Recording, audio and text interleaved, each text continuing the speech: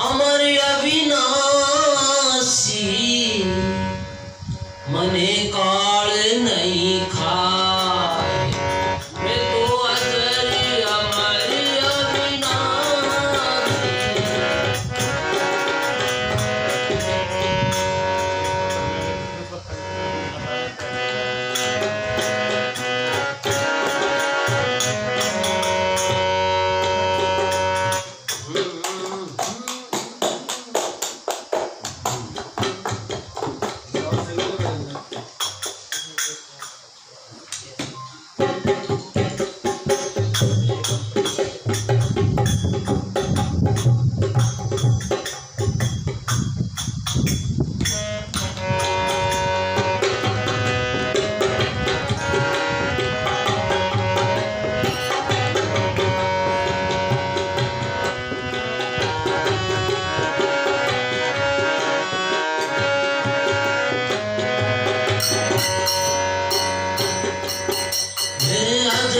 हमारी अविनाशी मन काल नहीं खाए। मैं अजरी हमारी अविनाशी मुझे काल नहीं खाए। मुझे काल नहीं खाए सजनो, मुझे काल नहीं खाए। मैं अजरी हमारी अविनाशी मुझे काल नहीं हमारी अविनाशी मुझे काल नहीं खाए। मैं जन्म नहीं मरता, मैं आवागमन नहीं करता। मैं जन्म नहीं मरता, मैं आवागमन नहीं करता। अरे आ बात समझ लो भाया रे, जन्मे सो मर जाए। क्या बात समझ लो भाया रे, जन्मे सो मर जाए। मैं अजरी हमारी अविनाशी मुझे काल नहीं खाए। मैं अजरी हमारी अविनाशी मुझे काल नहीं खाए।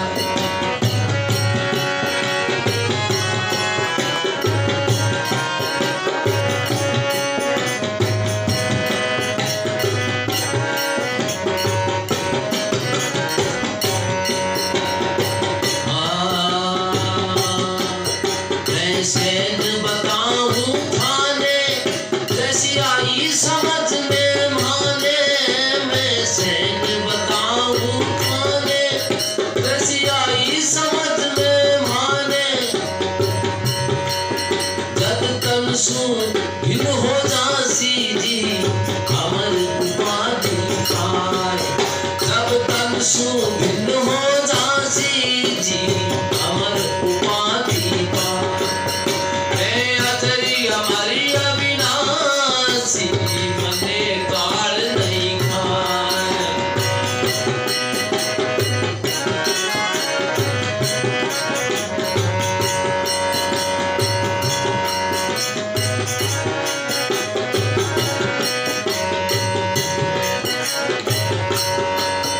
यो काल सभी ने खावे, कोई संत काल ने खावे।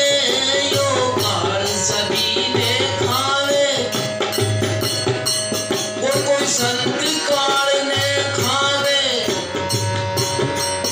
या मुक्ति प्यारी दासी जी समझो तो समझा।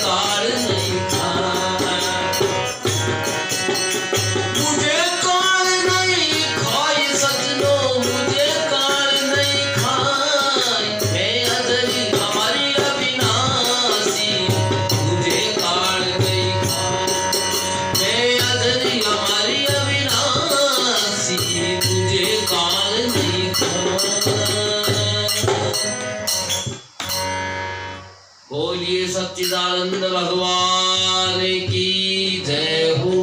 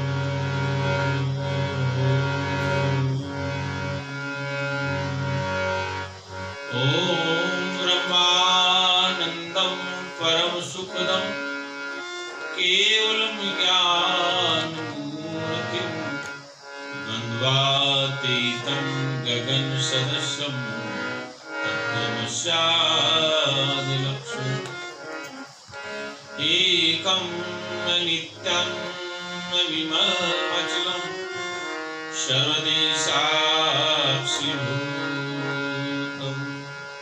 भावातीतं त्रिगुणरहितं सद्गुरुं तं नमामि। सद्गुरुं तं नमामि। दो में साथ सब लोग के बोलेंगे जय सतगुरु दीन दयाल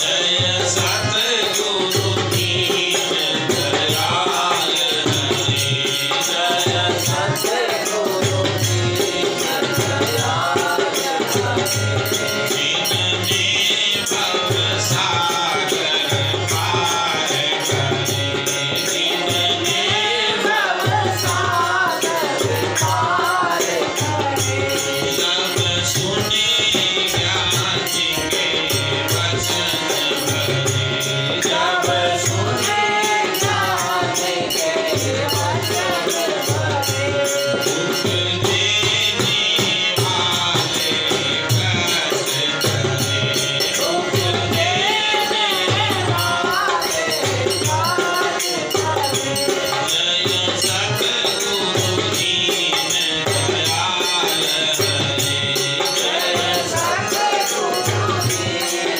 दयाल हरे जिनने भव सागर पार करे जिनने भव सागर पार करे जब सुने ज्ञान के वचन भरे जब सुने ज्ञान के वचन भरे दुख देने वाले कष्ट करे दुख देने वाले कष्ट करे प्रेम से सच्चिदानंद भगवान की सत्य सनातन धर्म की संत समाज की हर हर महादेव।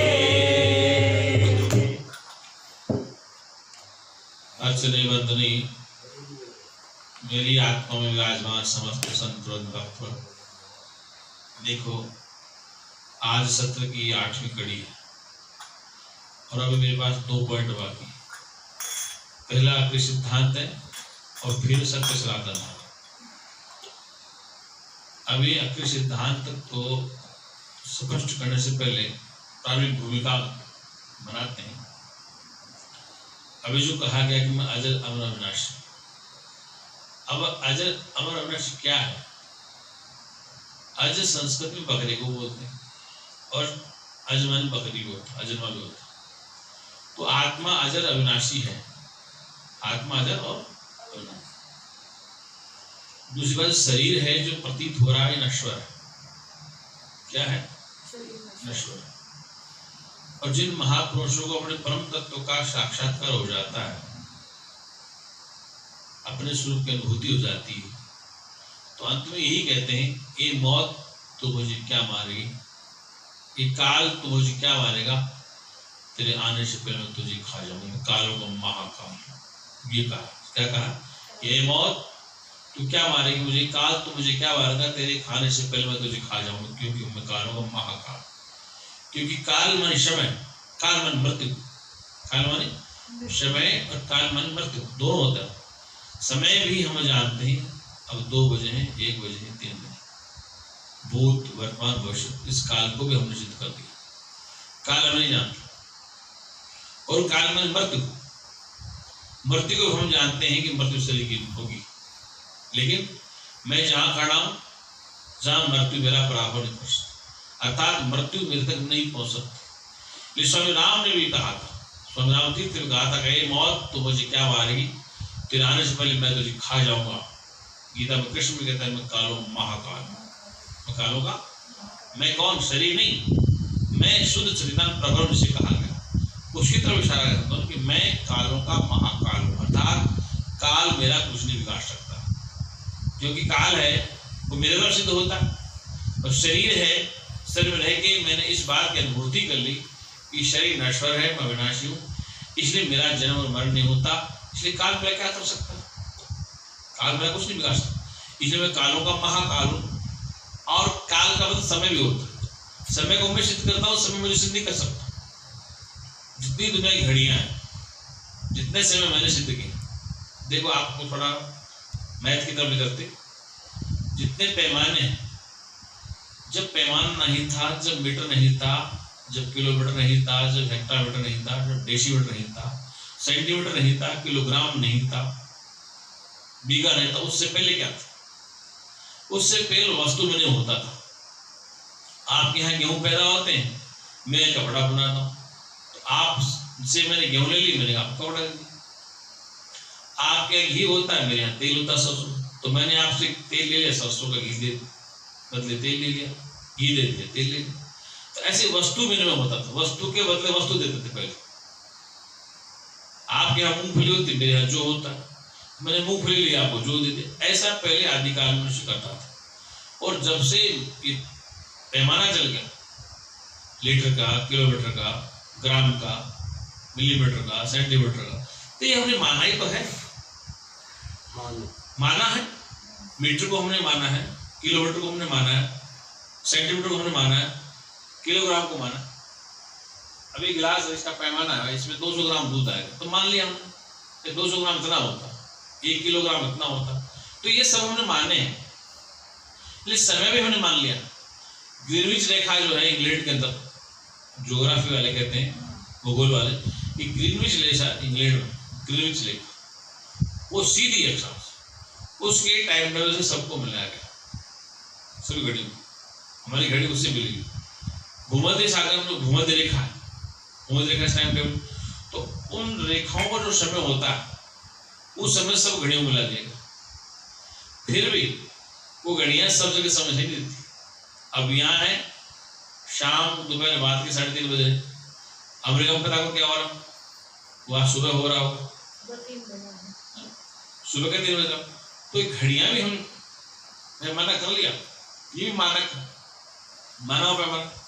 ऐसे किलोमीटर माना, समय को हमने माना कि साहब 1 घंटे में 60 मिनट होते, 1 मिनट में 60 सेकंड, ये सब माना हुआ है। लीटर, मीटर, किलोमीटर सब माना, और मानी वस्तु कल्पित होती। क्या होती? माना, जाना नहीं। जब जान लिया जाएगा तो चैन मिल जाएगा। मानना संसार मिथ्या है। माना कि x की उम्र इतनी है तो z कितनी, माना तो ये माना चलिए, उससे आगे पता चले। जैसे कि आपके बीजगणित में सवाल आते हैं कि माना कि x की उम्र 30 साल है, y की उम्र 8 साल है, तो x y से z 10 साल बड़ा है, तो निकालो उसकी उम्र क्या होगी। तो मान लिया कि उसकी उम्र ये है, पहले मान लिया, तो उसको मान लिया हमने अगले की उम्र निकालने के लिए। ऐसे सारा संसार हमने मान रखा। उत्तर आने पर फिर मान हट भी जाता है, फिर मान हटेगा तो उत्तर आ गया। तो जिस वस्तु की तलाश थी उसका उत्तर आ गया, बाकी दोनों मानता। इसलिए इसको माना हमने, पैमाना, मीटर माना, लीटर माना, पैमाना मान लिया हमने। मान लिया कि आपकी मान्यता है, मान लिया प्रति मान्यता तो है। इस समाज के सामने बंधन हुआ, समाज मानते थे कि आज से इनके पति पत्नी का संबंध रहेगा, बस मान्यता है। और मान्यता ही केवल समाज को चलाने के लिए और कोई औचित्य नहीं। मान्यता है कि आज से आप पति पत्नी हैं, मान्यता है समाज। और समाज जब नहीं था तब क्या होता था? जब कानून नहीं था, लाठी उसकी भैंस, जंगल में जिसकी लाठी उसकी भैंस होती, आदि मानव ऐसे रहता। तो ये तो पैमान है मानने का। अब मैं अजर अविनाशी हूँ, अर्थात मेरी मृत्यु नहीं होती। क्यों?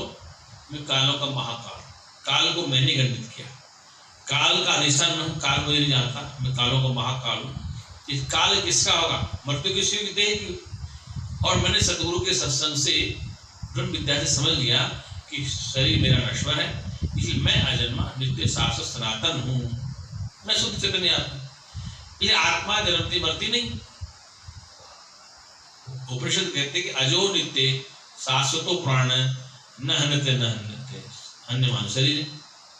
अजो नित्य, अजन्मा नित्य शाश्वत सनातन हूँ, इसलिए शरीर की जन्म से मेरा जन्म नहीं है और शरीर के मरने से मेरी मृत्यु नहीं।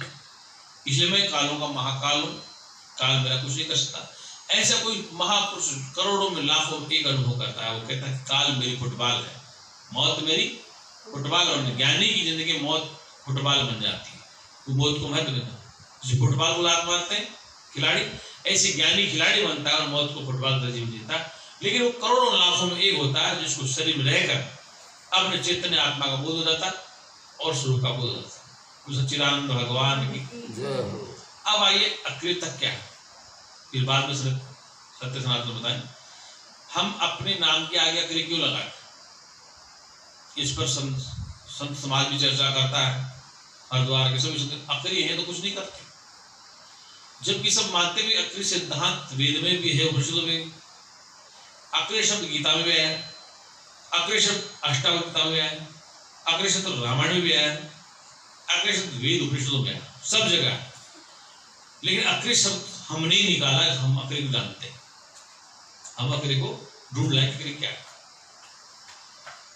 हम ये चुनौती दे रहे कि संपूर्ण ब्रह्मांड में क्रिया होती नहीं।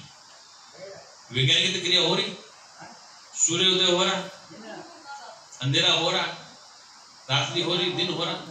तो वैज्ञानिक पानी चल रहा है, पानी दौड़ रहा, हवा चल रही है, आदमी चल रहा है। ये चलने के चक्कर में वैज्ञानिकों ने आज तक चलना मतलब हो रहा है, चल रहा है, जल भी चल रहा है, हवा चल रही है, इंसान दौड़ रहा है। हम ये कहते हैं कि वस्तु जब ठोस एक है, क्या है? वस्तु एक के साथ ठस, दूसरा कोई बना ही नहीं, तो उसमें क्रिया कहाँ होगी? उदाहरण के लिए गिलास है, यहां से एक व्यक्ति ने यात्रा प्रारंभ की, कहां से? यहां से व्यक्ति ने यात्रा प्रारंभ की, उसको वापस यहाँ आना, यहां से यात्रा प्रारंभ की और उसको यहाँ आना, क्या करना?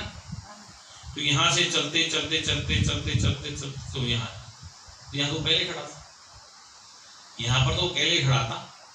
इसलिए जो चल रहा है प्रतीत हो रहा है, जो चल रहा है वो प्रतीत हो रहा है, वो चल नहीं रहा, वो अधिष्ठान में पे खड़ा।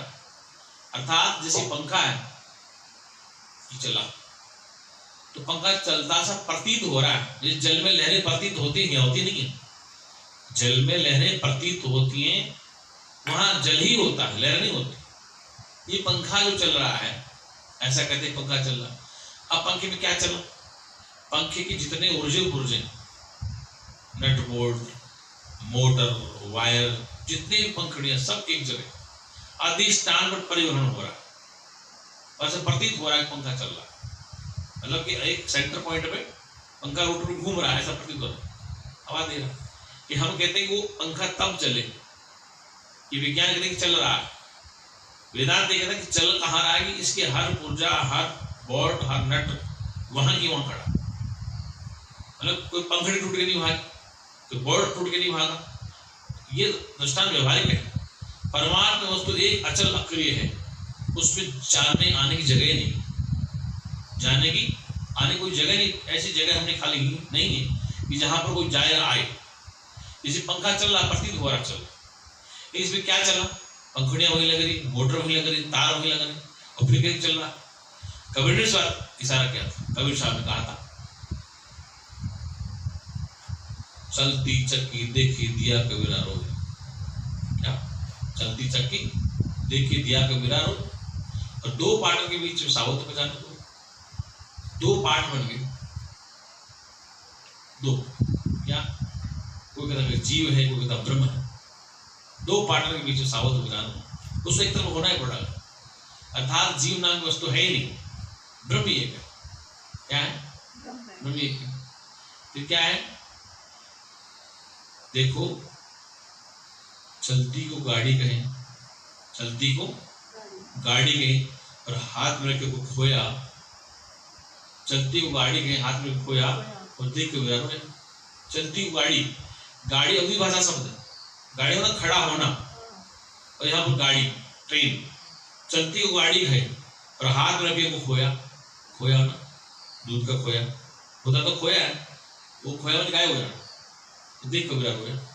रंगी को नारंगी कहें, रंगी को नारंगी कहें, रंग वाली होती है, तो नारंगी, नारंगी मतलब रंग नहीं है वो रंग वाली।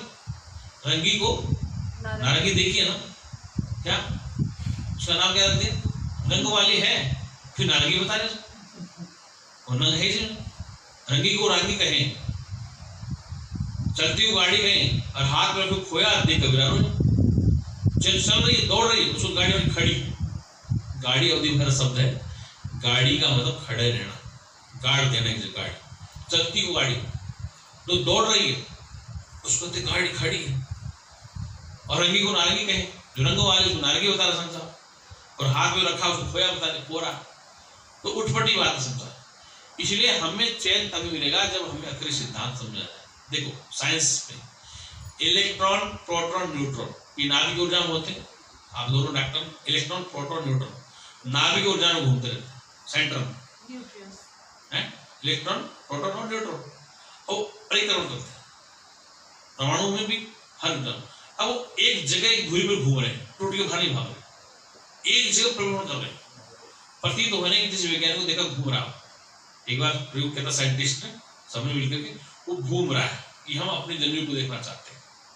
दौड़ा के देखा हमने, इलेक्ट्रॉन, प्रोटॉन, न्यूट्रॉन। तो नाभ की ऊर्जा में इलेक्ट्रॉन, न्यूट्रॉन और प्रोटॉन, इलेक्ट्रॉन, न्यूट्रॉन और प्रोटॉन एक धुरी पे घूम रहे, तोड़ के नहीं भाग रहे। ऐसे पूरा ब्रह्मांड जो दिख रहा, आकाश, सूर्य, चंद्रमा, ये हमें प्रतीत हो रहा है कि सूर्य भी एक साथ दुनिया में नहीं घूमता, एक साथ पूरी दुनिया अंधेरा भी नहीं हो सकता, एक साथ दिन भी नहीं हो सकता। वैज्ञानिक सिद्ध कर दिया कि पृथ्वी घूम रही, भ्रमण कर रही, और सूर्य के सामने जो दिशा है वह रोशनी वहां के अंदर, ये तो कही साइंस। ये हम कहते हैं पृथ्वी भी वही है, सूर्य भी आपका वही है, चांद, सब कुछ वही लगे, प्रतीत हो रही, घूम रहे। वस्तु ठसाठस, चांद, सूरज, तारे, पृथ्वी ठसाठस, मतलब वो एक ही आकाश में व्याप्त प्रतीत होने चलते। चंद्रमा घूम रहा है, सूर्य घूम रहा है, नदी बह रही, सागर चलो, प्रतीत हो रहे हो, होता कुछ नहीं। अगर प्रतीत हो रहे तो वेदांती, और तो भास रहे तो वेदांती, और सही दिख रहे तो वेदांती नहीं। लेकिन प्रतीत होने का मतलब है इस जल में लहरें प्रतीत होना, जल में लहरें प्रतीत, रेगिस्तान में लहर प्रतीत होना, जबकि वहां है। ऐसी वस्तु ठोस है एक, परमात्मा यथार्थस भरा पड़ा है, तो उसमें चलने की जगह ही नहीं। अब हमें दिखता है कि ये सूर्य घूम रहा है, पृथ्वी घूम रही, ये घूमने के कहा है, ठसाठस चीज भरी पड़ी। आप नहीं समझा कि जो चीज एक जगह पड़ी ठसाठस, परमात्मा व्यापक है। ये जो पूरा कमरा है, इसमें ठसाठस फर्श भरा पड़ा। अब ये प्लेट वहां से चल के वहां कैसे जाएगी, इसकी टाइल प्लेट वहां से वहां कैसे जाएगी, उठकर जाएगी, तो ये ठसाठस भरे टाइल्स, पूरा फर्श, पूरी टाइल लगी। अब क्रिया उसे कहते हैं साइंस, साइंस क्रिया अलग है, हम क्रिया उसे कहते हैं कि वस्तु अपने अधिष्ठान से हटकर दौड़ जाए, वस्तु अपने अधिष्ठान से हटकर दौड़ भागे। लेकिन अधिष्ठान से कोई भाग नहीं सकता, अधिष्ठान से अध्यस्त अलग नहीं होता है। जैसे जल से लहरें भाग नहीं सकती, क्या जल से लहरें भाग सकती, क्या जल से लहरें भाग सकती, वो जल में रहती। भी प्रतीत होता है कि लहर है, और ढूंढा तो वहां लहर नहीं, जली है, क्या है। अब प्रश्न यह है कि अक्रिय सिद्धांत से फायदा क्या होगा। ये भाई संसार में कुछ नहीं हो रहा, जगत में कुछ नहीं हो रहा, ब्रह्मांड अक्रिय, इससे फायदा क्या, इससे सबसे बड़ा फायदा क्या, निर्भयता। मुक्ति, व्यक्ति निर्भर हो जाएगा कि स्वर्ग नरक पाताल लोग कहीं कुछ नहीं, जो जहां हम बैठे वहीं सब कुछ है। हम जहां बैठे वहीं मुक्त है, जहां बैठे ऐसा ज्ञानी जान लेता। फिर कहते मुक्ति विरह पानी। कबीर क्या कहा, धीवर जाल डाल का करही मीन पिघल भई पानी। धीवर जाल डाल का करही मीन पिघल भई पानी।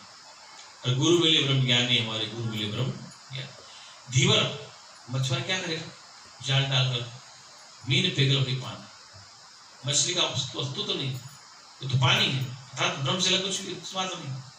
ऐसे कहा है कि मुक्ति वही जहां पानी, मतलब ब्रह्म ज्ञानी के सामने मुक्ति की पानी भरते था वो दासी बन जाती है, उसको मुक्ति की आसमान वो मुक्ति होता है।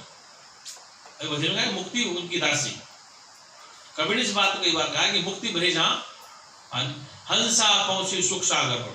क्यों ऐसे कहा ना, है बेटी, हंसा पहुंचे सुख सागर पर, मुक्ति भरी जहां पानी। गुरु मिले ब्रह्म ज्ञानी, हमारे गुरु मिले ब्रह्म। अब कबीर ने इस बात को कहा कि हंसा पहुंचे सुख सागर, हंस माने जीवात्मा, जब अपने आत्म तत्व का बोध कर ली, हंसा पहुंचे, पहुंचना नहीं होता, सब समझ ले, सुख सागर अपने आत्म तत्व, मुक्ति भरी वहां पानी। मुक्ति की आवश्यकता नहीं होती, वहां पर कोई मुक्ति की आवश्यकता वहां बंधन नहीं। इसीलिए कहा कि मुक्ति उसकी दासी ज्ञानी की। क्या मुक्ति उसकी दासी, क्योंकि मुक्ति उसका इंतजार कर रही है, वो तो मुक्त पहले ही बैठा है, उसके लिए मुक्ति की आवश्यकता नहीं। केवल जिज्ञासु के लिए, अज्ञानी के लिए मुक्ति शब्द साथ में थोप दिया है कि तो मुक्त होना, तुम बंधन में हो, इसमें हो, और वास्तव बंधन में हो। क्यों कि जब तक नहीं सुनता है जीव ब्रह्म ज्ञान को, तब तक उनको बंधा हुआ मानता है। एक घोड़ों का व्यापारी था, तो घोड़े बेचता था और शाम को घोड़ों को बांध देता था। एक बार क्या हुआ, उसके घोड़े की रस्सी है टूट कहीं खो गई, रस्सी कहीं खो गई। तो उसके लड़के ने कहा, पापा तो रस्सी नहीं, घोड़ा कैसे बांध, इसकी रस्सी नहीं घोड़ी। तो बेटा ऐसा करो, कैसे बांधते थे? बोले इसको पकड़ के कान पर ऐसे जैसे घुमा दे, घुमा लो, रस्सी है ही उसको बता। अब सुबह हुआ तो खोला घोड़ों, तो सारे घोड़े खुल के चले गए, वो खुले तो बोले क्यों नहीं, इसको झूठ मूठ खोल दो, इसने अपने बंधा मान, इसने अपने घोड़े ने अपने को बंधा हुआ मान रखा, और उल्टा उल्टा ऐसे घुमा दिया, झूठ मूठ, वो खुला हुआ। ऐसे जीव बंधा हुआ था अज्ञानता से बंधा और खुला हुआ पड़ा। तो ठीक इस वजह जैसे घोड़ा था अपने को बंधा हुआ मानता था, झूठ मूठ में बांध दिया और झूठ मूठ उसको खोल दिया। ऐसे ही हम झूठ मूठ बंधे पड़े थे, झूठ मूठ खुल गए। इसलिए मुक्ति वही वहां पाने, मुक्ति ज्ञानी की दासी। कालों का कहा, कालों का महाकाल ज्ञानी। काल हमारा क्या था, स्वामी रावण तीर्थ ने आज के 100 वर्ष पहले कह दिया था अपने ग्रंथों में, पुस्तकों में, ये मौत तू मुझे क्या मारेगी, फिर आने से पहले मैं तुझे खा जाऊंगा, क्योंकि मैं कालों का महाकाल। ये कौन कह सकता है, एक तत्व ब्रह्मवेद आत्मनिष्ठा। कबीर ने कह दिया मुक्ति ब्रह्म पानी, हंसा पहुंचे सुख सागर, मुक्ति ब्रह्म पानी। हंस मानी जीवात्मा, पहुंचे सुख सागर, अपने आनंद सरोवर का मनोग्रंथ, मुक्ति ब्रह्म पानी। अर्थात हंस जीवात्मा अपने स्वरूप को जब जान लेती है तो वो अपने स्वरूप में मौज लेती, तो वहां मुक्ति की अवस्था नहीं होती। कृष्ण गीता में मैं कालों का महाकाल और क्या काल, लोक और लोक देवी देवता, लोक और लोक का स्वामी आवागमन में, इसमें आवागमन, और मैं कालों का महाकाल हूं। इसका मैं कालों का महाकाल हूं, विवर्त नहीं हो सकती। ये हम भी ये कह रहे हैं कि ज्ञानी की जिंदगी में मौत एक फुटबॉल बन जाती है और अपने स्वरूप में आनंद लेता है। वो सच्चिदानंद भगवान। अब अक्रियता से फायदा ये हुआ कि पंखा चला नहीं, पंखड़ियां जहाँ के। अब चलो गाड़ी में क्या चला, हम हरिद्वार से यहाँ आए, यहाँ से वहां चले गए, बोले गाड़ी चली, क्या चला गाड़ी, टायर भी वही लग रहे, इंजन भी वही लग, उसका लोहा चक्कर सब वही है, बैटरी भी वही है, और हमारे में क्या चला, हमारे अंग भंग सब वही लगे, क्या हमारे हाथ पैर उंगली वही, क्या चला चला कुछ प्रतीत हो रहा है। तो हमारा स्टेशन तो बदल जाता है। सुनो स्टेशन क्या बोलता, आपने मान लिया वहां है या नहीं, ये मान लिया, आप कहा नहीं, आप तो व्यापक है, आप तो व्यापक है, तो व्यापक का मतलब एक जगह थोड़ी आप सर्वत्र है। तो यहाँ भी आप वहां पे ये प्रतीत हो रहा है कि यहाँ पहुंच गए शरीर से, ये आपने मान लिया कि शरीर से भी यहाँ पहुंचे। आत्मा तो व्यापक, तो वहां हरिद्वार में हुई, यहाँ उत्तरकाशी में भी ये हमें प्रतीत हो रहा है कि हम यहाँ पहुंच गए। आपका आत्मा तो व्यापक है। क्या कारण? इस पूरे मंदिर में ये खबर आई कि यहाँ पर पूरे मंदिर में हीरे जवाहरात, कौन एक जगह खाली नहीं तिल रखने की, पूरे मंदिर में हीरे जवाहरात, और आपको 2 घंटे का समय देगा, जितना निकाल। और आप यहाँ बैठे, हमने कहते पूरे मंदिर में हीरे जवाहरात, ये नहीं कि इस कोने में वहां नहीं, सब जगह बराबर है, सब जगह हीरे बराबर। तो तुम क्या वहां से खोद यहाँ आओगे, वहां से यहाँ आओगे?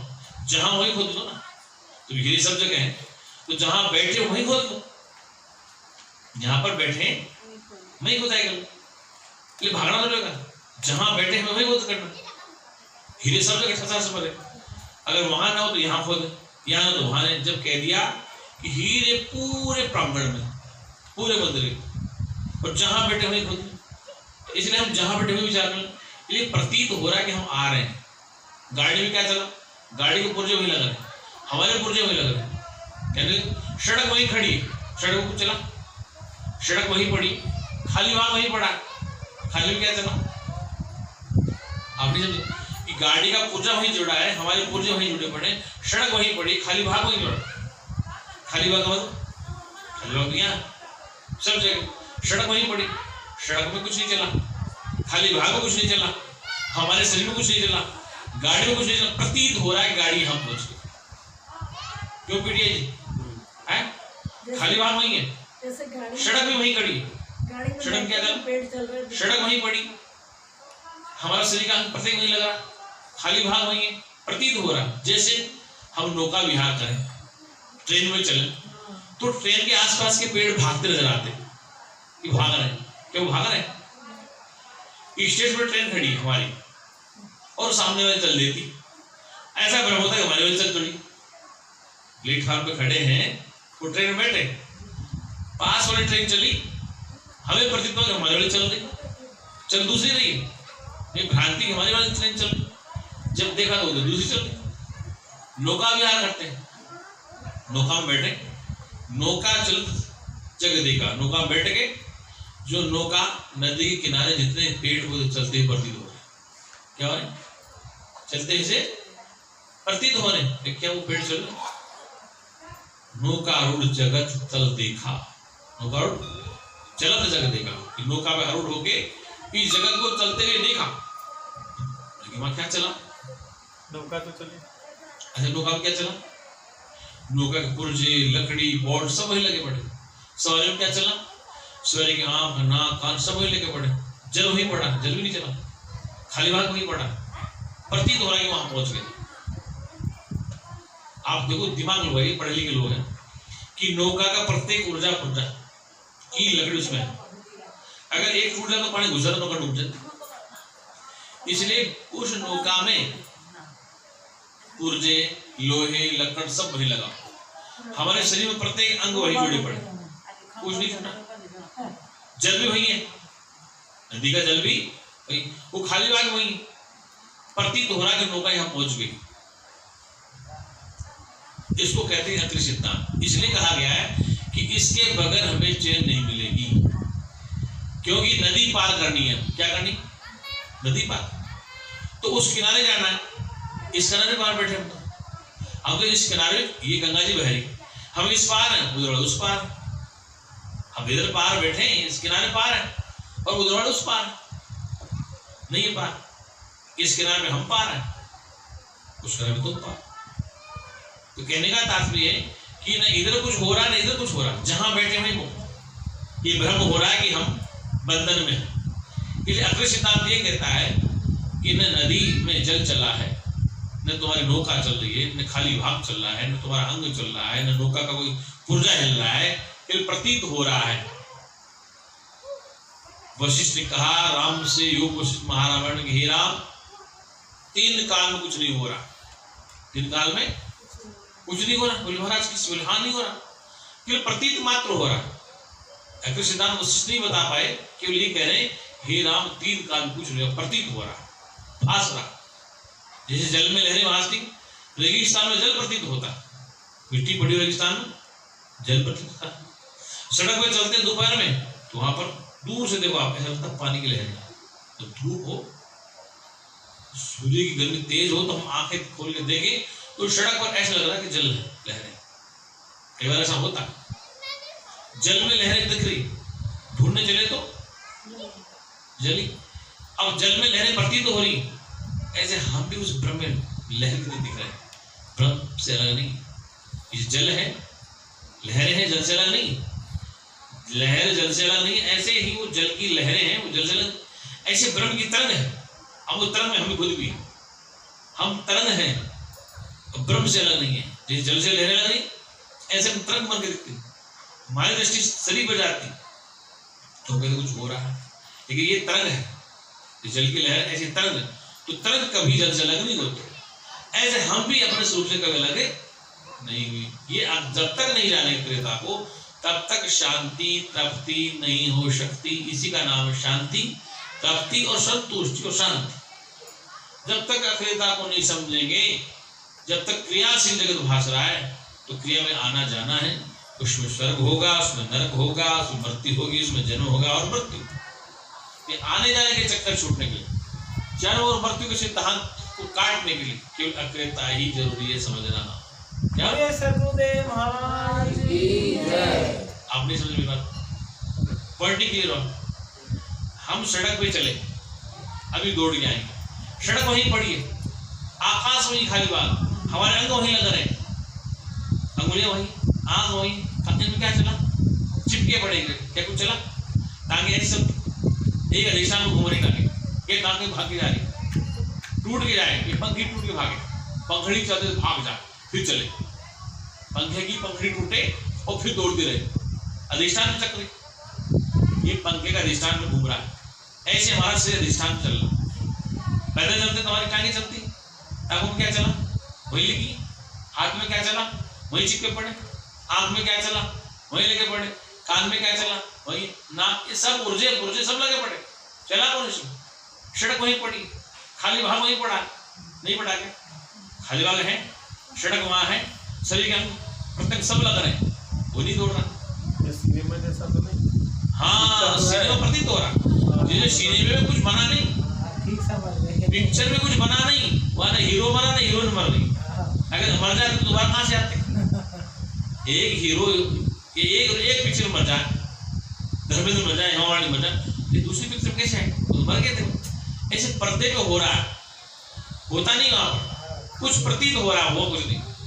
बोले सच्चिदानंद भगवान किसी अक्रिय सिद्धांत से मुक्ति समझ में आ जाती है, और जो अक्रिय सिद्धांत समझ लेता है वो संसार निर्भीक हो जाता है, अभय पद को प्राप्त है, जिसको केवल्य पद कहते हैं, जिसको मोक्ष कहते हैं, जिसको क्या कहते हैं, विष्णु परम पदम, जिसको केवल्य मोक्ष कहते हैं, क्या कहते हैं, परम पदम, अक्षर ब्रह्म, अक्षरातीत पर ब्रह्म, वही समझ।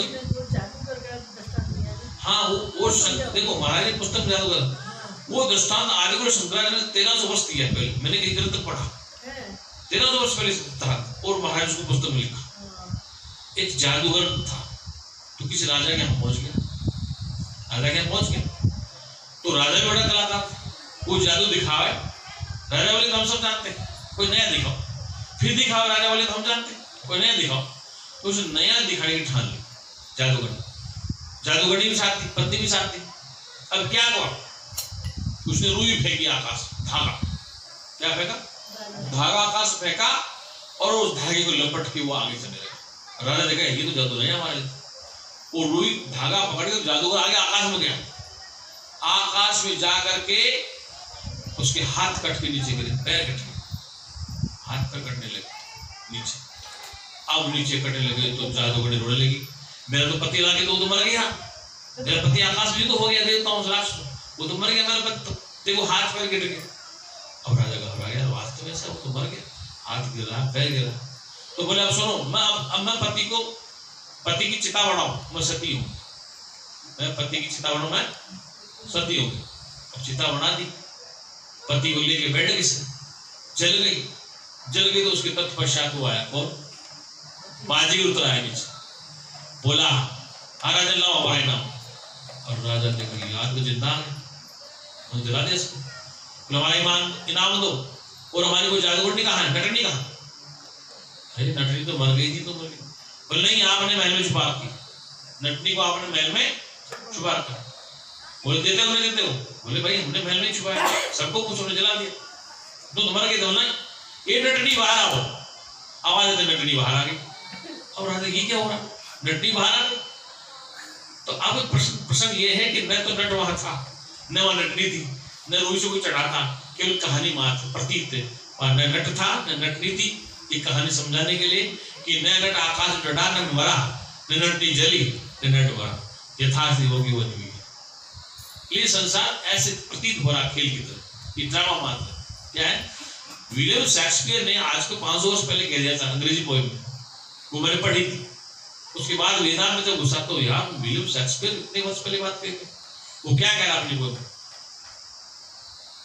Whole world is the stage of the drama, every man and woman are merely players. The entrance of the stage of the drama, they play different roles, but they play their different roles and then they exit. But I see, लेकिन मैं देखता हूँ ये सारा संसार एक रंगमंच, स्त्री पुरुष आते हैं, इसमें खेल खेलते हैं विभिन्न प्रकार और चले जाते हैं। बट आई सी, मैं देखता हूँ, मैं देखता हूँ, दृष्टा साक्षी। उसमें शेक्सपियर किस बात का होता, तो मैंने वो पोएम पढ़ी यार, शेक्सपियर ही कहता था वेदांत की बात। बट आई सी, मैं देखता हूँ, साक्षी देख सकता है, बट आई सी, मैं देखता हूँ। ऐसे संसार प्रतीत हो रहा है, भास रहा है, इस कुछ हो थोड़ी रहा है। जगत की बात बताओ, आप पाप और पुण्य में फंसे पड़े। पाप क्या है, पुण्य का। आपके बच्चा पढ़ता है कॉलेज में और आपकी दूसरे गांव लड़की पढ़ती, अब बच्चा बच्ची छुप छुप के मिलते हैं कॉलेज में, तो तुम्हें समाज की लोक लाज सता रही है, क्यों हो रहा है? तो आपको बुरा लग रहा है। अब बुरा लगा तो आपने क्या किया, ये तो गलत काम हो रहा है, पाप पुण्य हो रहा। तो आपने क्या किया, सहमति से उनका शादी कर दी। क्या कर दी, सहमति से शादी कर दी। बताओ पाप कहाँ गया? पहले पाप लग रहा था और उसको समाज ने उसकी मोहर लगा दी कि आज से पति पति के रहेंगे, बस वो पाप पुण्य बदल गया। कितना तो पाप पुण्य क्या नहीं। पहले समाज में आलोचना होती थी कि ऐसा क्यों हो रहा है, ऐसा क्यों हो रहा, और समाज ने कहा चलो उनकी शादी कर, खत्म। अब शादी करे तो पुण्य हो गया, फिर तो बैंड बाज से जाने विदा हो रहे। इस समाज की मान्यता है पाप और पुण्य, स्वर्ग और नरक। जो वस्तु आपके लिए बेकार, देखो आप रईस लोग हैं, सेव खा के फेंक दिया, उसको देखो जो उसको खा के भी जी रहा, उसको देखो जो खा के भी जी रहा। ये संसार कोई वस्तु बेकार नहीं, कोई वस्तु नहीं बेकार नहीं पड़ा। वो है ठीक कि आपको उसका उपयोग का पता नहीं है। तो सच्चिदानंद भगवान की ये है आखिरी सिद्धांत, समझे?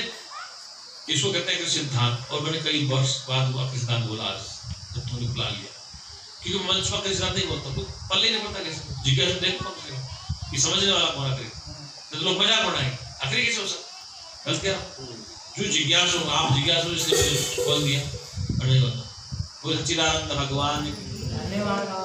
आइए सत्य सनातन धर्म समझा। सत्य सनातन धर्म, सत्य का नाम जो आता है, सत्य और जिसका तीन काल में नाश नहीं होता वो सत्य। त्रिकालावादस्ता, जिस वस्तु का तीन काल में नाश नहीं होता वो सत्य।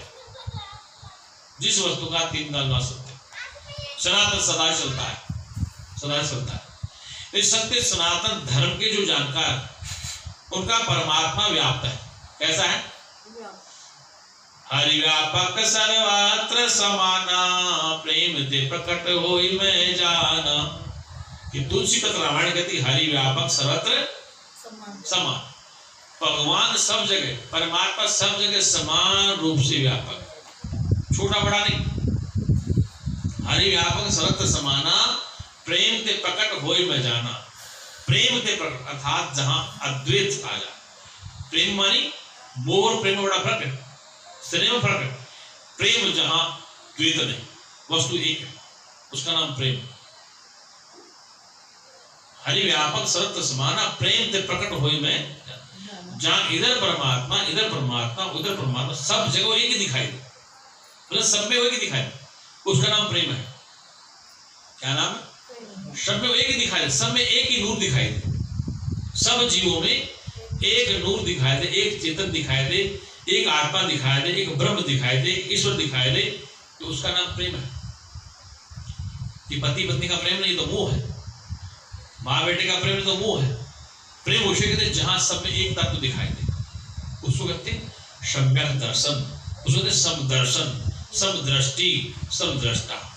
सब में एक को देखना, उसका नाम सम्यक दर्शन, सम्यक बुद्धि, सम्यक ज्ञान, ये सम्यक, सब में एक देखना, सम्यक दृष्टि, समदृष्टि, उसका नाम प्रेम। इसलिए सनातनियों का परमात्मा जैसा कि वेद कहता है, क्या कहा? सर्वं खल्विदं ब्रह्म तज्जलानीति सान्तुपासी। सर्वं खल्विदं ब्रह्म, सर्वं खल्विदं ब्रह्म, सर्वविदं सर्वं ब्रह्म, सर्वं सब जगत, खल्विदं ब्रह्म, ब्रह्म सर्वत्र व्याप्त, ऐसी जगह नहीं जहां ब्रह्म की सत्ता नहीं। सर्वं खल्विदं ब्रह्म तज्जलानीति सान्तुपासी। अब जलने की आवश्यकता नहीं है, शांति से इस बात को समझो कि ब्रह्म एक है, दूसरा नहीं। एकम ब्रह्म द्वितीया नास्ति, एक ब्रह्म है दूसरा बने नहीं। एकम ब्रह्म द्वितीया नास्ति, दूसरा नहीं है, एक ब्रह्म है दूसरा है नहीं। तो वो एक है, वो सब जगह व्यापक। तुलसी के रामायण कहते सिया राम मैं सब जग जानी, करुण प्रणाम जोर जुग पानी। सिया राम मैं, सिया राम मैं सब जग जाने, ये जगत सिया राम नहीं, अर्थात प्रभु से अलग कुछ नहीं। सिया राम मैं सब जग जानी, करुण प्रणाम जोर जुग पानी, अर्थात जो परमात्मा व्याप्त है जगत में, यत्र तत्र सर्वत्र ठस बड़ा, तो मैं उसी को प्रणाम करता हूँ। वेद भी कहता है सर्वम खलिदम ब्रह्म, सर्वम खलिदम ब्रह्म, ब्रह्म से किंचित मात्र अलग नहीं। जहां देखता हूं देखता वही दिखता है। क्या?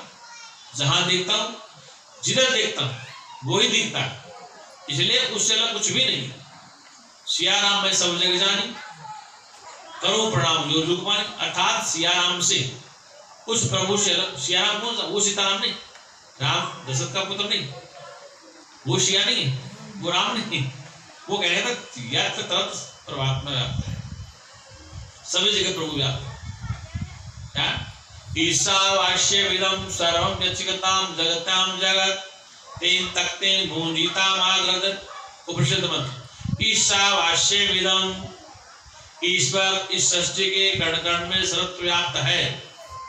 ये मैंने पहले कहा था सत्र। ईशावास्य विदम सर्वं यच्चिकतां जगतां, सर्वत्र यच्चिकतां जगतां, जगत जगत व्याप्त। तेन तक्तेन, इस त्याग की भावना से भोगे संसार की वस्तु मेरे लिए है लेकिन मेरी नहीं हो सकती। वस्तु मेरे लिए है, पति मेरे लिए है, पत्नी मेरे लिए है, पुत्र मेरे लिए है, जमीन जायदाद मेरे लिए है, इस संसार मेरे लिए है लेकिन मेरा नहीं हो सकता। ये त्याग है। तो ईशावास्य विदम सर्वं, ईश्वर यत्र तत् सर्वत्र व्याप्त, और सर्वत्र व्याप्त है तो आप जहां बैठे वहां भी वो है या नहीं? ईशावास्य विदम सर्वं, जब सर्वत्र वो ईश्वर व्याप्त तो जहां आप बैठे वहां भी वो है कि नहीं है? इसलिए सनातनियों का परमात्मा सब जगह, एक जगह नहीं। सनातनियों का परमात्मा सब जगह, एक जगह नहीं। इसलिए सनातनी सर्वत्र पूजा करता परमात्मा। क्या करता? वो पेड़ में भी देखता, पीपल में भी देखता, गाय में भी देखता है, गधे में भी देखता है, घोड़े में भी देखता है, चूहे में भी देखता है, सांप में भी देखता है। क्या देखता है? अब इनकी पूजा सनातन में होती है कि हमारा परमात्मा सर्वत्र व्यापक है। तुलसी भी की पूजा करते हैं, तुलसी खा भी जाते। केले की पूजा करते हैं, केले खा भी जाते। केले की पूजा नहीं करते, केले में हमारा भगवान, केले में हमारा व्यापक परमात्मा है, तुलसी हमारा व्यापक परमात्मा, पीपल में हमारा चेतन परमात्मा व्यापक है। ऐसे आम, अमरूद, पीपल, बरगद, यहाँ तक सर्प को पूछते कभी नागमंच में। क्यों पूछते? कि व्यापक होने के नाते सर्प चेतन ही क्या, उसकी पूजा करना है। नागपंचमी को दूध पिलाते लोग पकड़, और वैसे घर में लठ मार के भगाते, वैसे आधा लठ मार के भगाते, और नागपंचमी दूध पिलाते, नागपंचमी को दूध पिलाते। इसका मतलब कि परमात्मा हमारा उस तरफ में भी, चूहे की पूजा करते, चूहे भी परमात्मा। इसलिए सनातन सिद्धांत ये कहता है कि जब ये आपको समझ में आ जाए कि सनातनियों का परमात्मा यत्र तत् सर्वत्र है, इसलिए वो नदी को पूजता है, नदी को नहीं, गंगा जी नहीं, गंगा जी में हमारा भगवान है। हिमालय पर्वत की आरती करता, हाथियों की आरती करता, शादी विवाह में घोड़े की आरती करता है, घोड़ी है ना दूल्हे के लिए, तो उसकी आरती करता है। हमारे संत समाज में हाथी आता, घोड़ा आता, उसकी आरती करता। क्यों? क्योंकि ऐरावत है घोड़ा, उसमें मेरा स्वरूप है, अश्व में मेरा स्वरूप है। गाय की पूजा करते, क्यों? गाय मेरा चेतन आत्मा। कभी कभी तो कुत्ते बिल्ली की पूजा होती है, गधों की पूजा होती है।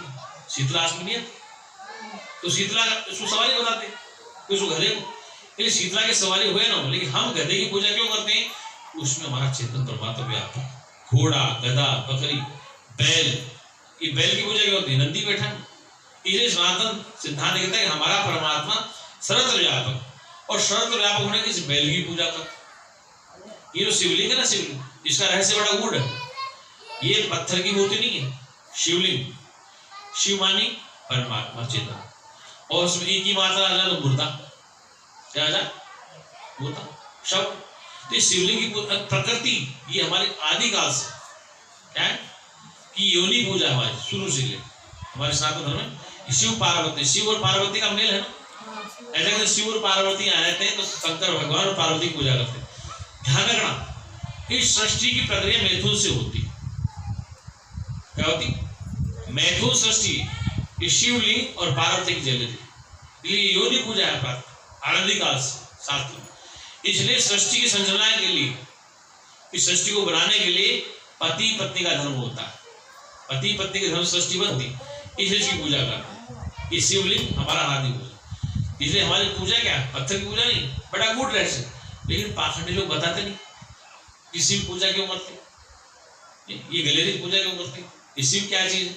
अर्थात सनातन धर्म ये कहता है कि हमारा परमात्मा यत्र तत्र सर्वत्र व्यापक है। हम महादेव की पूजा नहीं करते, कोई दयाल की फोटो लगा लेता है, कोई कबीर की फोटो लगा लेता है, कोई अम्बेडकर की फोटो लगा लेता है, कोई अपने गुरु की फोटो लगा लेता है, कोई राम। क्यों लगा रहे हैं? कि फोटो नहीं, वो प्रतीक उपासना। क्या है वो? प्रतीक उपासना सनातन धर्म में है। प्रतीक वाला वो प्रतीक, उसकी आकृति, जैसे दयानंद की, कृष्ण की, राम की, बुद्ध की, महावीर की, अम्बेडकर की, प्रतीक उपासना। कबीर एक होती हंगरे उपासना। प्रतीक उपासना में उसकी मूर्ति आकृति की पूजा की जाती है और उसके चित्रों का वर्णन किया जाता है, उसकी जीवन शैली का वर्णन किया जाता है। जैसे कबीर साहब की मूर्ति फोटो, तो कबीर की आकृति आती है, प्रतीक उपासना है कि वो हमारा प्रतीक इष्ट है। फिर कबीर की जीवनी आ जाएगी। ऐसे ऋषि दयानंद को देख लो, फोटो देखते ही ऋषि दयानंद का जीवन आ जाएगा सामने। अम्बेडकर को देख लो, फोटो लगा दे, अम्बेडकर जीवन संघर्ष आ जाएगा। तो ये प्रतीक उपासना भारतीय संस्कृति। और फिर अंग्रेज उपासना, अर्थात अंग्रेज उपासना ज्ञान मार्ग। कौन सा मार्ग? ज्ञान मार्ग। ये प्रतीक उपासना संसार के अज्ञानी जीवों को सही मार्ग पर लाने के लिए। प्रतीक उपासना है अज्ञानी लोगों को, जो धर्म को जानते नहीं, उनको सत्मार्ग पर लाने के लिए है। जैसे कि घर में पिताजी खत्म हो जाए, क्या हो जाए, और 10 दिन या 13 दिन फोटो लगा लेते और फिर आरती लगा देंगे, धूपबत्ती लगा देंगे। वैसे जिंदगी में चाहे लड़ो उससे, रोटी मत दो, झगड़ा करो पिता से, लेकिन जब वो मर जाएगा तो उसको फोटो लगा लेकर। क्यों लगाया फोटो? क्योंकि प्रतीक उपासना हमारे दादाजी ऐसे थे। क्या थे? हमारे दादाजी ऐसे थे, जैसे फोटो है। तो ऐसा करने से पूछेंगे बच्चे, ये कौन है? आप हमारे दादाजी थे, ऐसे थे। ये कौन? हमारे परदादा ऐसे थे। तो उनसे उनका जीवन चित्र काम में आता। इसलिए महापुरुषों की मूर्ति क्यों बोलते हैं? उन मूर्ति को देखकर उनके जीवन की जो कला है, जैसा उन्होंने जीवन जिया, संघर्ष का दिया, जैसा भी जिया, उससे हमें ये निश्चितता होती है कि इस महापुरुष ने ऐसा जीवन जिया था। चाहे कबीर साहब हो, गुरु नानक देव हो, गुरु गोविंद सिंह हो, अम्बेडकर हो या जगुरु शंकराचार्य हो, इन्होंने अपना जीवन समाज के लिए जिया था। इसलिए उनकी प्रतीक उपासना, और प्रतीक उपासना से जो उसके प्रचारक है, प्रसारक है, वो ये कहते हैं कि इनका जीवन ऐसे रहा, समाज में ये काम किया, समाज के लिए काम किया, समाज के लिए काम। कबीर ने ऐसा कहा, नानक ने ऐसा कहा, रविदास ने ऐसा कहा, शंकराचार्य ने ऐसा कहा, उन मार्गों पर हम चलने की प्रेरणा करते। इसलिए प्रतीक उपासना आवश्यक। क्या आवश्यक है? बच्चों में संस्कार डालने के लिए। घर में बड़ा बूढ़ा मर जाए, उसकी फोटो लगा दी, ये कौन है बेटा? तुम्हारे दादाजी हैं। बच्चों ने देखा दादाजी बोले ऐसा काम करते थे, किसान थे, पढ़े लिखे प्रोफेसर थे, तो सारी जीवन बताएंगे बच्चों। तो बच्चों के संस्कार होंगे, हमारे दादाजी ऐसे थे, हम भी ऐसे बने। ऐसे महापुरुषों का जो जीवन चरित्र बताया जाता है, जब बुद्ध हो, महावीर हो, कृष्ण हो, राम हो, बुद्ध, जैक्स कोई भी समाज सुधारक, रविदास इत्यादि, विवेकानंद, ये स्वामी नाम थे, इनके जीवन चरित्रों उपासना का उसको कहते हैं प्रतीक उपासना। वो प्रतीक है, वो सिंपल है। क्या है? वो सिंपल है कि समाज में उन्होंने आके ऐसा काम किया। जैसे आपके बहुत बड़े साइंटिस्ट हैं, आइंस्टीन है, गैलीलियो है, इनके प्रतीक ये गैलीलियो ऐसा है, कि आइंस्टीन ऐसा था, ये जेम्स वाट ऐसा था। मतलब जेम्स वाट की पिक्चर आती उसका जीवन तुरंत, आइंस्टीन की पिक्चर आते तुरंत, और गैलीलियो का पिक्चर आते गैलीलियो। तो ये क्या है? लेबोरेटरी में जाके देखो आप, बेंगलोर में मैंने देखा इनका, डॉक्टर विश्वेश्वरैया का लेबोरेटरी, जितने टॉप दुनिया के वर्ल्ड के साइंटिस्ट, उनकी फोटो। आप मेडिकल साइंस के स्टूडेंट, पहली बार इस हाथ में से ब्लड किसने निकाला? कटोरे में भरा था। जब साइंस इतनी उच्च कोटि की थी, तो इसमें से ब्लड निकाले कटोरे में निकट दूसरे में डालते थे। साइंस वहां थी। अब उन वैज्ञानिकों को कैसे कैसे यहाँ पहुंचे। आज आप जो काम कर रहे हैं उनकी संघर्ष से कर रहे हैं, कि उन्होंने लाके साइंस में यहाँ खड़ा कर दिया, कटोरी में लाकर ऐसे खून निकाला, भर लिया, और डाले कैसे? तो ये प्रक्रिया धीरे धीरे आगे आज टेक्नोलॉजी में है कि सीधा डालो, यहाँ से बोतल डालो, सीधा ना सुधर जाए। तो ये क्या है? हम उनको क्यों प्रणाम करते हैं? आइंस्टीन था, गैलीलियो था, या जेम्स वाट था, जो भी वैज्ञानिक बने, जिन्होंने रिसर्च किया, वो एक स्टूडेंट्स लाइफ में, मेडिकल लाइन में एक आइडियोलॉजी, क्या नहीं आदर्श है ना, उन्होंने सर रिसर्च किया इसके बारे में।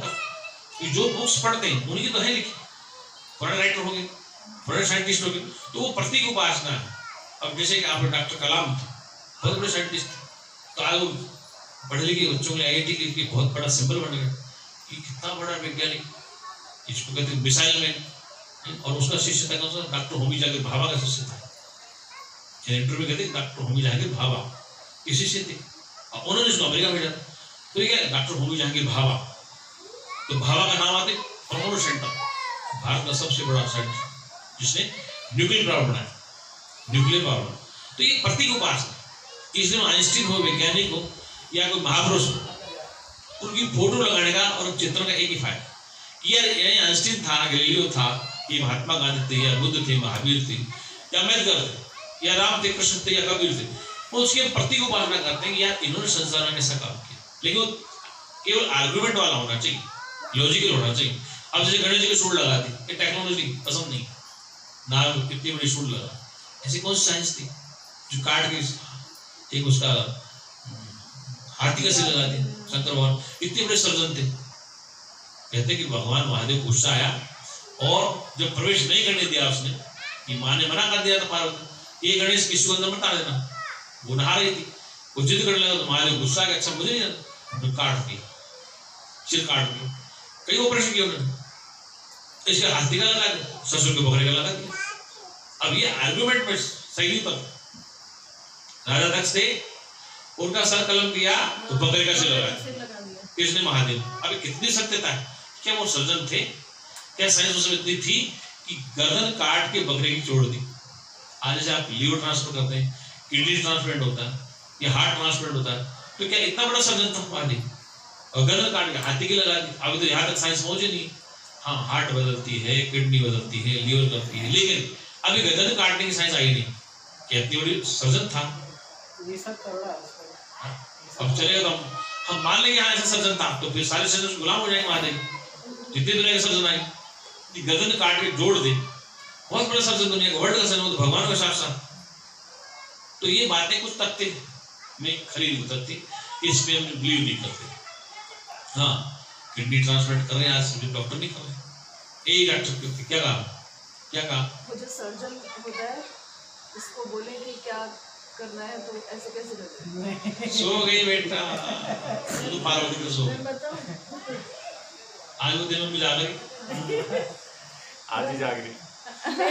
आज ही हो रहा है सही में तो सुबह से नहीं बहुत होता है।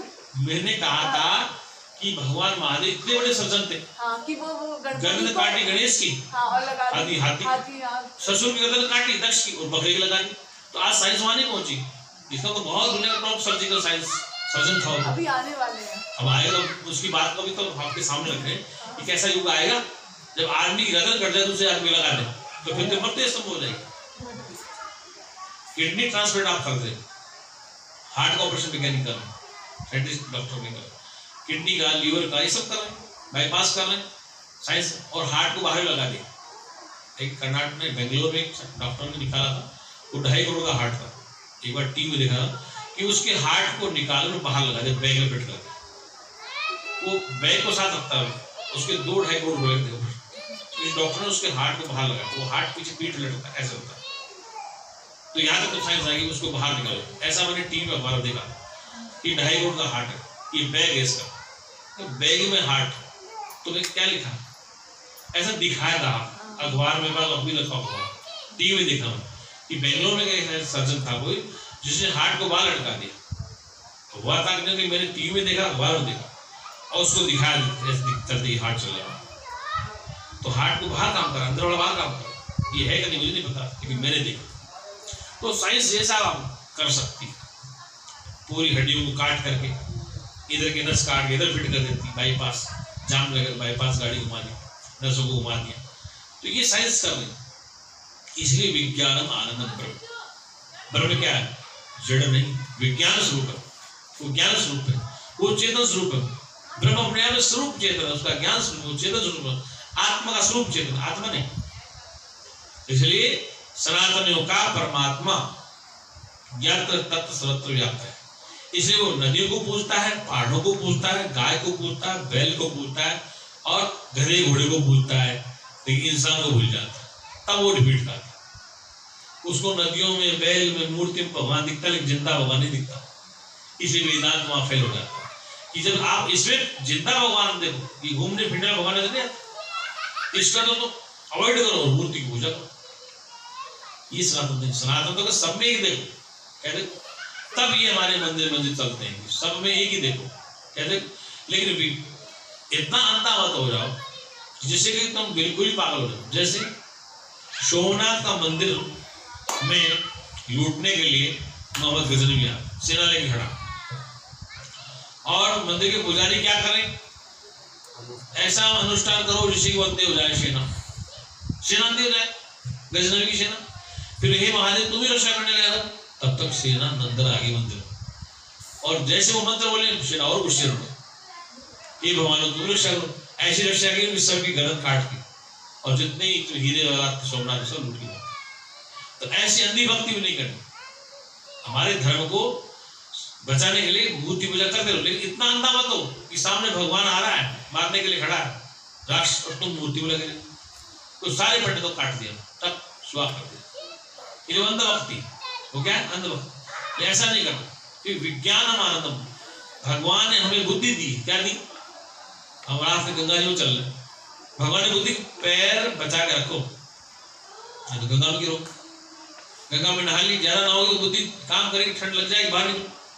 तो विज्ञान आनंदम बनो, ये ब्रह्म विज्ञान स्वरूप है। विज्ञान का दूसरा नाम ही चेतन है। जितना आविष्कार और विज्ञान से हो रहा, विज्ञान में जब हमारी बुद्धि मिल जाती, मन मिल जाए, तो उसका नाम विज्ञान।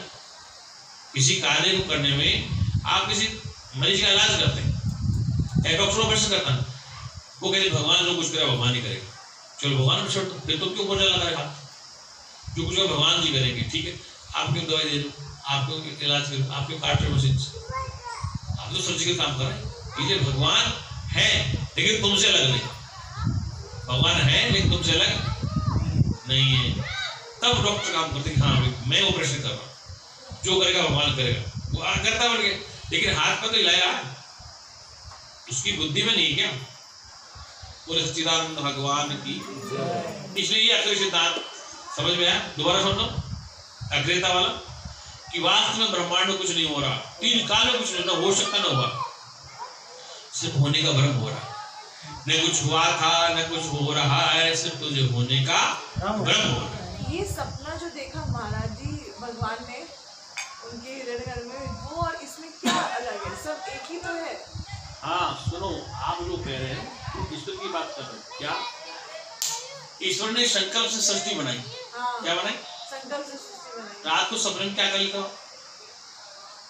स्वप्न में संसार नहीं बना लेता, उसमें रोते जाते हो, लेटे जगड़ते हो, और आंख खुली कुछ नहीं, तुम्हारा कुछ हाथ थोड़ी। क्या सत्य था सपना कि ये ऐसे है? तो ये प्रतीत है, यही अक्रिय नहीं?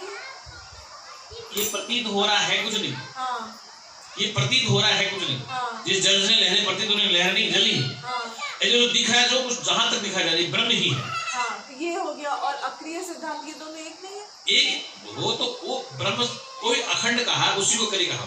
हाँ, अब जैसे मान ये वेदांत का सबसे बड़ा ब्रह्म सूत्र है, ब्रह्म सत्यम जगत मिथ्या। ब्रह्म सत्यम जगत मिथ्या। हाँ, अब यहाँ तुम सोचोगे कि ब्रह्म सत्य जगत मिथ्या, तो ब्रह्म तो व्यापक है, कि जगत में क्या है? ब्रह्म सत्यम जगत मिथ्या, ब्रह्म सत्य है जगत मिथ्या। जैसे सोने के बने आभूषण, अंगूठी, हाथ कल्पित है, मिथ्या है, कि सोना सत्य है। क्या काम? सोना सत्य। मम्मी मिथ्या है, पापा मिथ्या है, बीवी मिथ्या है, ब्रह्म सत्य है। हाँ, मम्मी पापा भाई बहन कल्पित है, और ब्रह्म अधिष्ठान सत्य है। इसी प्रकार ये जगत जो है कल्पित मात्र कल्पित है, तो कल्पित वस्तु भी कल्पित ही है। इसलिए कल्पित है। तो कल्पना में कल्पित सुख है, कल्पित दुख है, कल्पित स्वर्ग है, कल्पित नरक है, और कल्पना में मुक्ति है। मुक्ति भी कल्पित है। ज्ञानी की मुक्ति नहीं होती, वो तो मुक्त है, मुक्त है।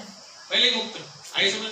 ये तो समझ में आ गया महाराज जी, लेकिन अक्रिय और ये अलग अलग नहीं। एक ही वस्तु, एक ही वस्तु सिद्धांत हाँ, अलग है, एक ही समझाने के लिए वो सिद्धांत। केवल शब्द का इस्तेमाल इसलिए किया जाता है हाँ, कि समझाने के लिए। पहले कैसे कबूतर, फिर कैसे खरगोश, फिर कबूतर उड़ जाता है, खरगोश भाग जाता है, फिर कै और खैर बच जाता है, ये समझाने के लिए।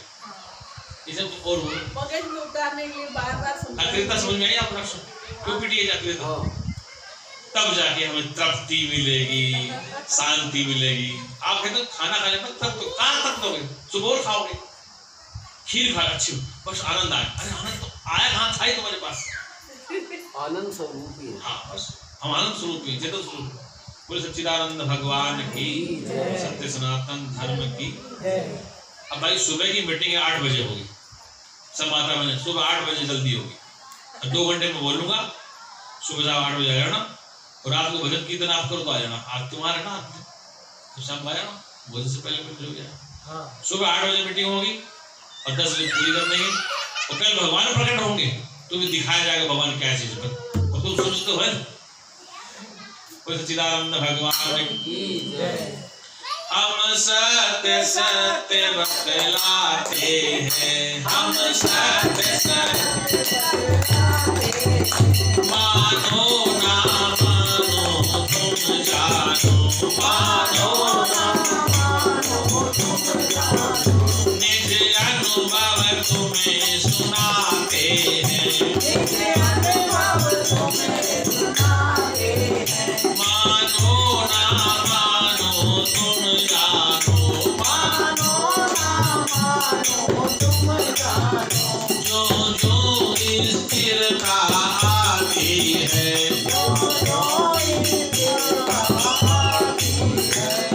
जो शांति दर्शाती है, मेरे ब्रह्मानंद प्रकटता है,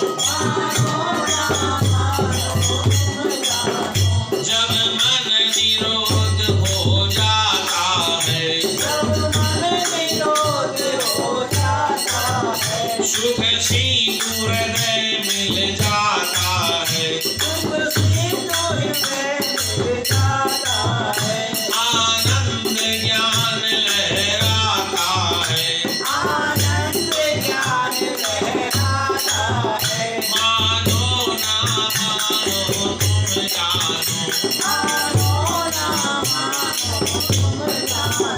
हम सत्य सत्य बतलाते हैं निज अनुभव तुम्हें सुनाते हैं जब नाम रूप गल जाता है जब अहंकार मिट जाता है फिर प्रभु ही प्रभु रह जाता है फिर मोक्ष पदार्थ पाता है मानो ना मानो तुम जानो हम सत्य सत्य बतलाते हैं निज अनुभव तुम्हें सुनाते हैं जो धर्म का पालन कर लेते भगवान उन्हें निज बल देते वे अमृत जीवन पा लेते मानो ना मानो तुम जानो हम सत्य सत्य बतलाते हैं निज अनुभव तुम्हें सुनाते हैं इतना समझाने के बाद भी यदि आप नहीं समझोगे तो फिर काल भेड़िया आवेगा तेरा कान पकड़ ले जाएगा अवधूत बड़ा रह जाएगा मानो ना मानो तुम जानो हम सत्य सत्य बतलाते हैं निज अनुभव तुम्हें सुनाते हैं मानो ना मानो तुम जानो सभी लोगों में मंत्र बोलेंगे सर्वे भवन्तु सुखिनः सर्वे सन्तु निरामयाः सर्वे भद्राणि पश्यन्तु मा कश्चित् दुःख भाग् भवेत् हे परमपिता परमात्मा सब सुखी हों दुखों से आजाद हों यही हमारी सद्भावना